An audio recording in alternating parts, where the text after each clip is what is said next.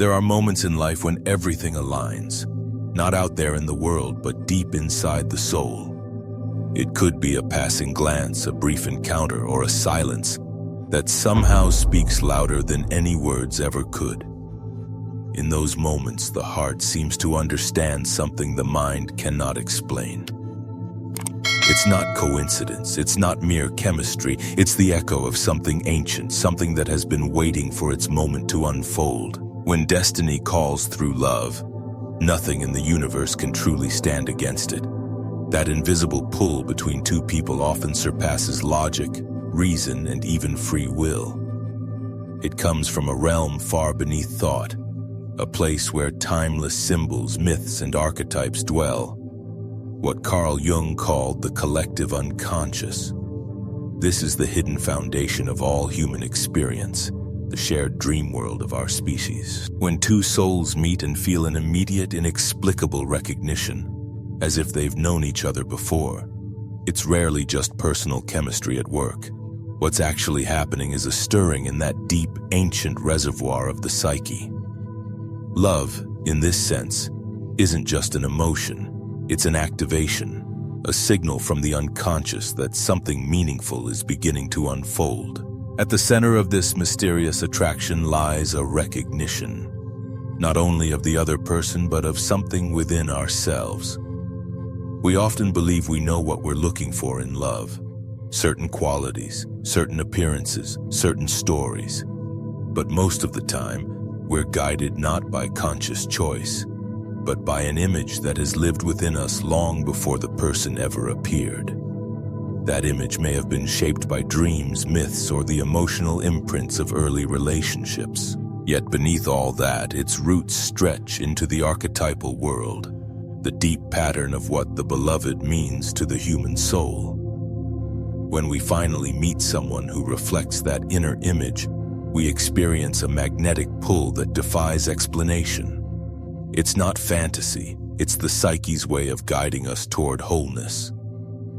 Because the unconscious doesn't simply hide desires, it holds the blueprint for our evolution. And sometimes love is the language it uses to awaken what has been dormant within us. We are drawn to those who mirror forgotten parts of ourselves. In another person, we may recognize our buried courage, our hidden tenderness, our capacity for joy, or even our unacknowledged darkness. What moves us isn't just the person, it's the symbol they carry. They represent the aspect of the soul that is ready to emerge. In this way, love becomes a mirror, not of fantasy, but of truth. That's why we sometimes fall for people who make no rational sense in the story of our lives. They might challenge our plans, our comfort, even our sense of identity. Yet something inside us cannot walk away.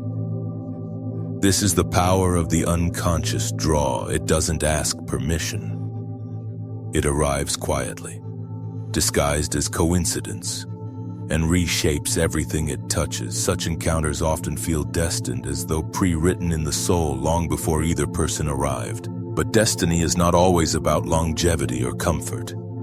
Some attractions ignite only to burn away illusions. Others endure, evolving into lifelong transformation.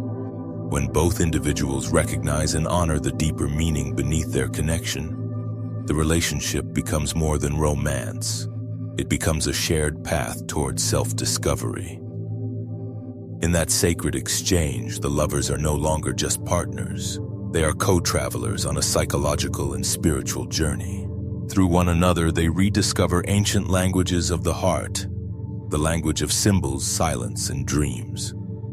This isn't sentimental idealism. It's the truth of how the human psyche evolves. We don't fall in love by accident. We're drawn to those who carry the missing pieces of our inner world, fragments we must reclaim to become whole again. And so, true love that is guided by destiny doesn't begin in the mind. It begins in the timeless depths of the soul. Synchronicity. When the universe speaks, there are moments when inner experience and outer reality seem to align with uncanny precision. Events unfold not through logic, but through meaning.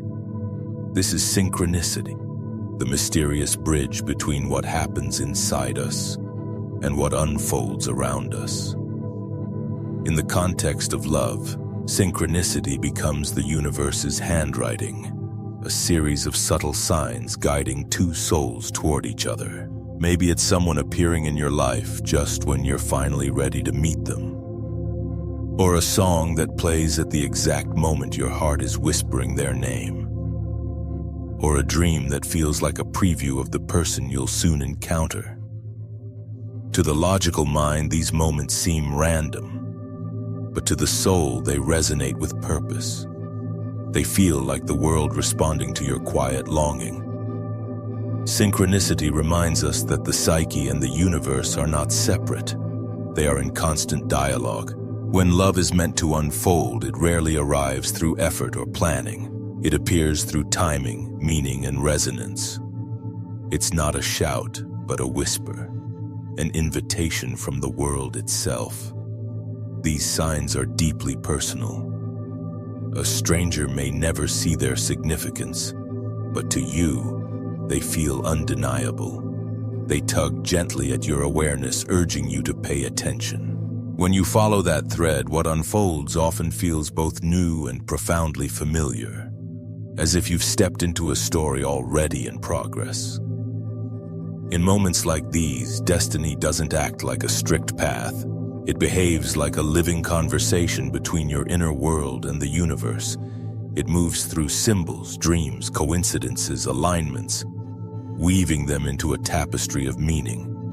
The more awake you are, the clearer the pattern becomes. True love often carries this sense of meaningful inevitability. The meeting doesn't feel random, it feels necessary. Synchronicity affirms that love is not just a matter of chance or choice, but a collaboration with something greater, a kind of cosmic choreography where every step, even the missteps, leads you closer to what's meant for you. When two souls are destined to meet, the universe doesn't force it, it invites it.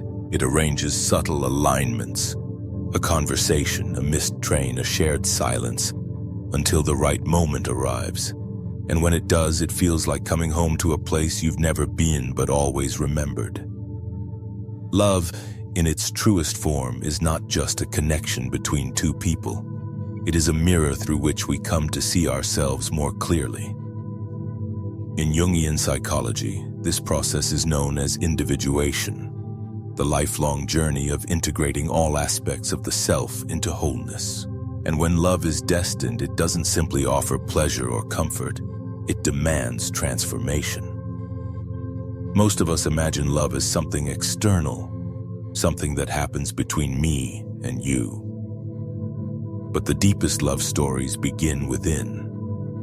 They start when the soul recognizes in another person the missing fragment of itself. This recognition is rarely peaceful. It stirs everything buried, our fears, our hopes, our unresolved wounds. That stirring, that chaos is the awakening. When destiny calls through love, it's not promising safety. It's promising growth. The person we feel unexplainably drawn to often carries unconsciously the very qualities we've repressed or denied. They become a living mirror of our unlived potential.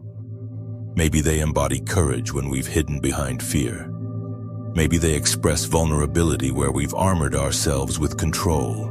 Their presence disrupts our equilibrium, and in doing so, it invites us to evolve. This is why destined love can feel both magnetic and terrifying. It doesn't let us stay asleep. It calls us to confront every part of ourselves that resists wholeness. Every old wound that whispers we're unworthy of being fully seen. Love, when it is real, doesn't flatter the ego. It exposes it. That's the essence of individuation through love. The realization that our deepest relationships are not just emotional experiences, but spiritual initiations. They guide us toward authenticity. They strip away the masks we wear to be accepted and reveal the truth of who we are when no one is watching. In this sense, love is not an escape. It's a return. It doesn't save us from ourselves. It delivers us to ourselves. A destined partner, therefore, is not merely a companion. They are a catalyst. Sometimes gently, sometimes fiercely, they reflect back the parts of our psyche we've forgotten or avoided. This mirroring is sacred. It's the soul's way of saying, look, this is what you've been missing. This is what you're ready to reclaim. Through them, we are invited to love not only them, but also the parts of ourselves they awaken. The sacred fire of transformation. Of course, this process is rarely smooth. Love that transforms also burns. It brings joy and longing, but it also exposes shadow, the collection of fears, wounds, and hidden truths we've buried deep within. The shadow doesn't emerge to destroy love. It emerges to purify it. When we face our shadows in the presence of another, we are given a choice to resist and project them outward or to embrace and integrate them. True intimacy begins with the courage to choose the latter. A destined connection magnifies everything, the light and the dark alike. It feels fated because it triggers growth we cannot avoid. Sometimes the intensity becomes overwhelming. The ego wants to run, to control, to label the experience as too much. But the soul knows that too much is exactly the right amount when something sacred is being born. The relationship becomes a crucible, a sacred fire where illusions burn and truth is revealed. And though this fire can be painful, it is also deeply purifying. Through it, two individuals become more real, more grounded, more whole.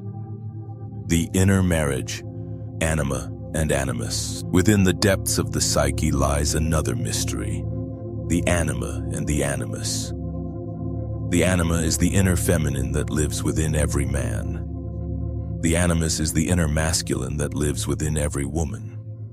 These archetypes are not products of personal experience. They are ancient blueprints of how the human soul balances its dual nature. When a person meets someone who embodies the energy of their inner opposite, something powerful happens.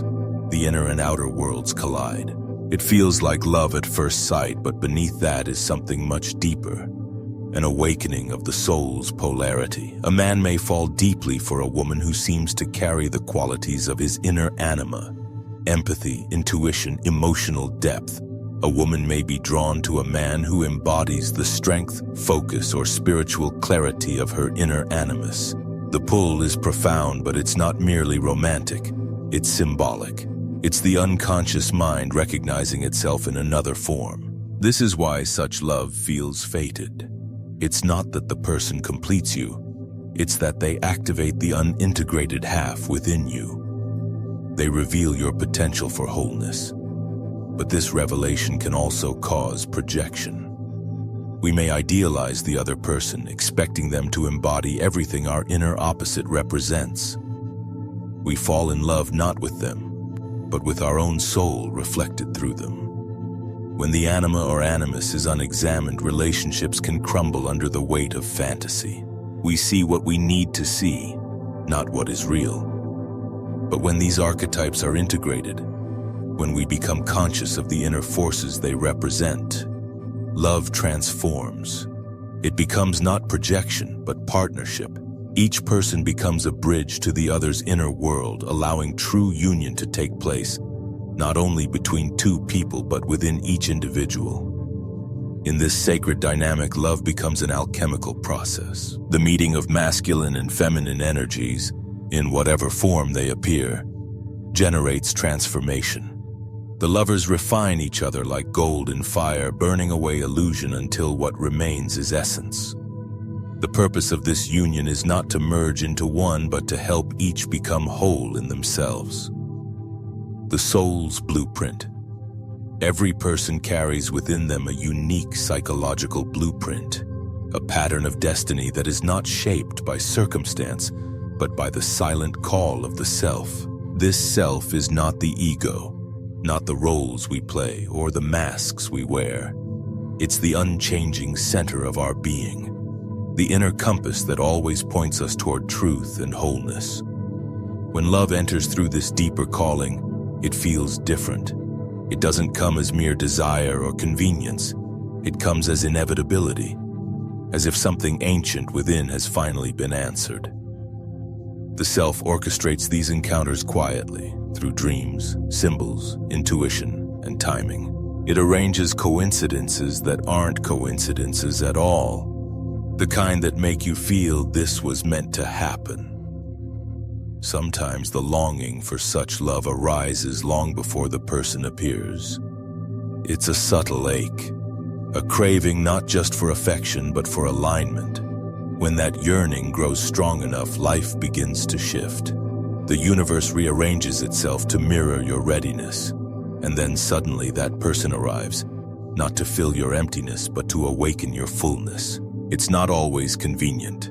They might come at the wrong time, in the wrong situation, wrapped in all the complexity the ego can't handle. But the self doesn't care about comfort. It cares about truth, and truth is rarely tidy. The soul seeks experience, not perfection, and sometimes experience means falling in love with someone who breaks you open just enough for your real self to emerge. Such encounters may feel disruptive, even chaotic. But within that disruption lies design, the soul's architecture revealing itself. And when the connection unfolds, it feels like stepping into a story that's been waiting across lifetimes to be told. Destined love often carries this sense of inevitability, as though no matter how far you run, something will keep pulling you back to what's real. The outer world may resist, but the inner world, guided by the self, continues to align the pieces. You may separate, wander, or forget, but the call remains, soft, persistent, and patient, because destiny doesn't demand. It waits. It knows that one day when both souls are ready, the invitation will be answered. And when that happens, love ceases to be an emotion.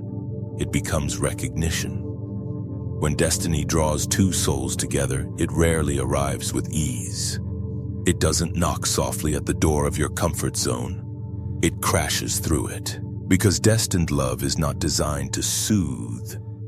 It's designed to awaken. And awakening by its very nature is disruptive. At first you might resist. You might tell yourself it's bad timing, that it's too intense, that it doesn't make sense. The person may show up under inconvenient or even impossible circumstances. You may feel torn between the rational path you've built and the mysterious pull that defies logic. But that resistance is not a sign that the connection is wrong. Quite the opposite. It's often a sign that it's profoundly real. The ego, after all, fears what it cannot control. Destiny doesn't bend to plans, schedules, or expectations. It arrives when the soul is ready, not when the mind is prepared. And so, when a destined love enters your life, it will expose every wall you've built to protect yourself from being fully seen. Your defenses rise: fear of vulnerability, fear of loss, fear of being changed beyond recognition. These fears are not enemies, they are thresholds. They appear precisely because the soul is being asked to evolve. When you meet someone who mirrors your depth, it's not only your love that's activated, it's your shadow. Old wounds resurface. Past heartbreaks whisper their warnings. You find yourself facing parts of your psyche you thought you'd already healed or forgotten. Yet this confrontation is sacred. It means the soul recognizes an opportunity for integration. Love is calling not for comfort but for wholeness. The sacred conflict. In this stage, inner conflict becomes inevitable. The part of you that longs for connection may clash with the part that fears annihilation. The heart says yes while the mind screams no. You feel drawn and repelled all at once, a paradox that only destined love can create. But that tension is the doorway to transformation. Within it lies the raw material for growth, the battle between what is dying and what is trying to be born. When you resist, you're not fighting the other person, you're fighting your own expansion. And destiny, patient as it is, will keep sending you back to that same lesson until you finally surrender. To surrender does not mean to give up control of your life. It means to stop resisting the truth of your own becoming. The person before you is not here to complete you, but to remind you of who you already are. They are both a mirror and a catalyst, reflecting your highest potential and your deepest fears. Through them, the soul orchestrates the greatest initiation of all, the awakening of love as consciousness itself. This is why destined love often feels so turbulent at first. It's not because something is wrong, but because something real is being born. Every resistance, every misunderstanding, every heartbreak becomes part of the alchemical process, refining you into a version of yourself that is capable of genuine intimacy. The alchemy of surrender. When you finally stop resisting, when you let love move through you instead of trying to control it, a subtle but profound shift occurs. The love that once felt overwhelming becomes grounding. The fear that once consumed you becomes a teacher. You begin to understand that the purpose of love was never to complete you or fix you. It was to awaken you to the truth that you were whole all along. In this surrender, love transforms from emotion into awareness. It becomes less about possession and more about presence. You stop asking, "Will they stay?" and start asking, "What is this love showing me now?" The relationship ceases to be a negotiation of needs and becomes a sacred space for evolution. You learn to hold space for the other and for yourself with gentleness, patience, and awe. And if separation comes, it no longer feels like loss. It feels like continuation, the unfolding of the same love in a different form. Because when two souls are truly connected, time and distance cannot erase the recognition. The love may change shape, but its essence endures, as guidance, as wisdom, as quiet strength. This is what it means to awaken through love. To see the divine pattern beneath the chaos, to understand that every heartbreak was an initiation, every meeting a mirror, every ending a beginning in disguise. The souls return. When the resistance finally dissolves, something extraordinary happens. You realize that love was never about finding someone else. It was about finding yourself through someone else. Every attraction, every heartbreak, every moment of synchronicity was leading you back to the same place, home, within. Destiny, you see, is not a straight line. It's a spiral, bringing you again and again to the same lessons, the same truths, until you finally see them clearly. The person who awakened your heart was never your final destination. They were the messenger, the spark, the key. And once the door to your true self opens, everything changes. You begin to love differently. Not from fear, not from need, but from awareness. You stop chasing what's fleeting and start honoring what's real. You understand that love is not about holding tightly, but about witnessing deeply. That it's not about merging into another, but about standing side by side in mutual awakening. And this is the secret of destiny's call. It doesn't come to bind you. It comes to liberate you. It leads you into the depths of your own soul, until you no longer seek completion in another person, but recognize the wholeness that has always been within you. The rhythm of the soul. In the end, true love, the kind summoned by destiny, is not a story of conquest or happily ever after. It's the rhythm of the soul returning to itself. It's not fireworks or grand declarations, it's quiet recognition. It's two souls meeting in the stillness beyond words, saying, "I see you, not as you appear, but as you truly are." That kind of love does not vanish. It may fade from sight, but it continues to live in the space it transformed within you. It becomes the pulse beneath your decisions, the calm in your solitude, the whisper in your intuition. It becomes part of your becoming. And so when destiny calls, through love, through loss, through synchronicity, it asks for one thing only: your presence, to listen, to feel, to trust the unfolding even when it makes no sense. Because everything that feels like chaos in the moment is often the soul rearranging itself into harmony. True love, the kind that changes you, doesn't arrive to fill your life with comfort. It arrives to fill it with meaning. It burns, it rebuilds, and in the end, it reveals the only truth worth knowing, that nothing, not fear, not time, not even resistance, can stop what was written in the language of the soul. That's the rhythm of destiny. That's the echo of love eternal.